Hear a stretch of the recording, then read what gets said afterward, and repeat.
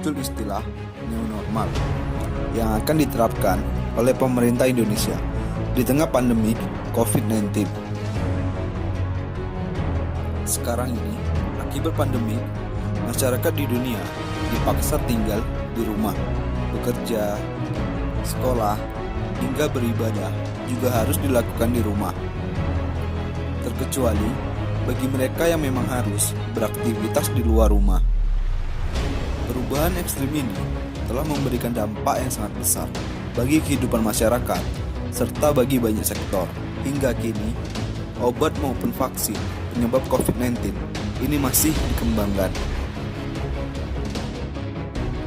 Apa itu new normal?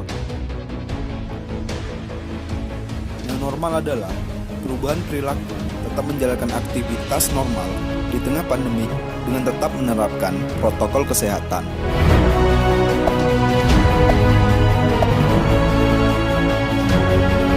Istilah new normal ini merujuk terhadap bagaimana kita beradaptasi di tengah wabah COVID-19 ini. Jadi, arti new normal yaitu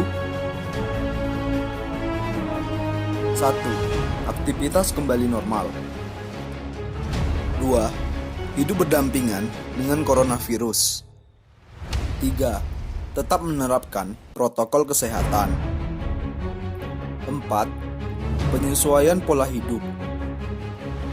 5. Masyarakat produktif tetap aman.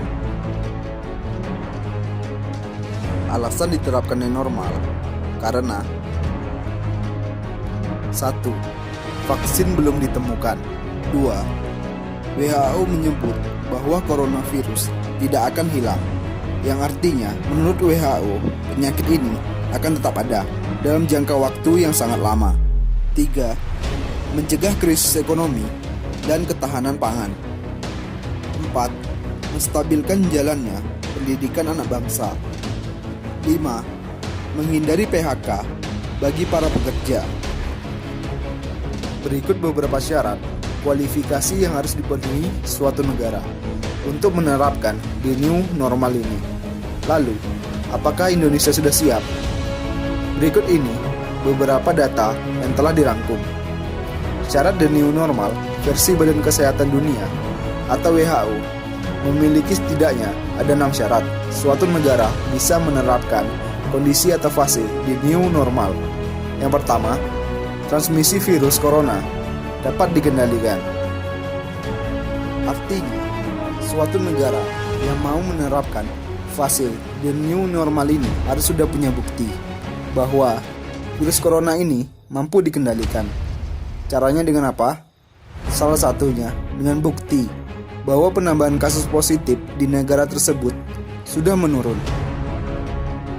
Kemudian yang kedua, kepastian sistem kesehatan. Nah, kalau kita ngomongin kepastian sistem kesehatan, kita nggak ngomongin rumah sakit aja, tapi harus bisa mengidentifikasi COVID-19, mengisolasi, melacak, dan tentunya harus punya tempat untuk mengkarantina pasien. Kemudian yang ketiga, resiko penularan wabah terkendali. Artinya, tempat-tempat keramaian masih tetap dihindari. Selalu gunakan masker dan jangan keluar rumah jika tidak terlalu penting. Kemudian yang keempat, pencegahan di lingkungan kerja. Suatu tempat kerja atau usaha wajib menerapkan standar protokol kesehatan, yaitu diantaranya menjaga jarak sosial, menyediakan fasilitas mencuci tangan, dan lain sebagainya. Berikutnya yang kelima, mencegah kasus impor virus corona dari wilayah tertentu harus selalu dipantau, seperti mengkontrol keluar masuknya masyarakat dan yang bukan warga lokal. Harus memenuhi syarat berikut jika ingin masuk suatu wilayah: mempunyai rapid test positif virus corona, surat tugas, dan surat pernyataan sehat. Lalu, yang terakhir, melibatkan masyarakat dalam transisi the new normal. Jadi, masyarakat harus dilibatkan, seperti mengikuti protokol kesehatan yang ada. Keresahan masyarakat dengan pemberlakuan konsep the new normal dalam waktu dekat di Indonesia, mengingat kasus yang terinfeksi masih tinggi setiap harinya.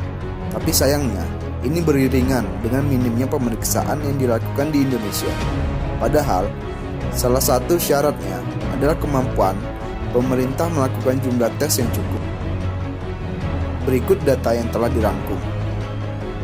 Perbandingan tes beberapa negara yang menunjukkan kemampuan masing-masing untuk melakukan pemeriksaan kesehatan. Ada sejumlah negara di sini, kita tampilkan tidak semua negara tentunya. Tapi ini data diambil sampai dengan tanggal 25 Mei kemarin. Islandia menetapi urusan pertama negara yang berhasil melakukan pemeriksaan kesehatan COVID-19. Dari total 1.000 orang, paling tidak 172 orang sudah melakukan tes COVID-19. Kemudian Swiss ada di urutan kelima. Dari 1.000 orang Swiss berhasil melakukan cek kesehatan 43 dari 1.000 orang. Lalu, bagaimana dengan India? India cukup rendah angkanya dibandingkan dengan negara-negara lain. Baru 2 orang perbandingan dengan 1.000 orang yang melakukan tes COVID-19.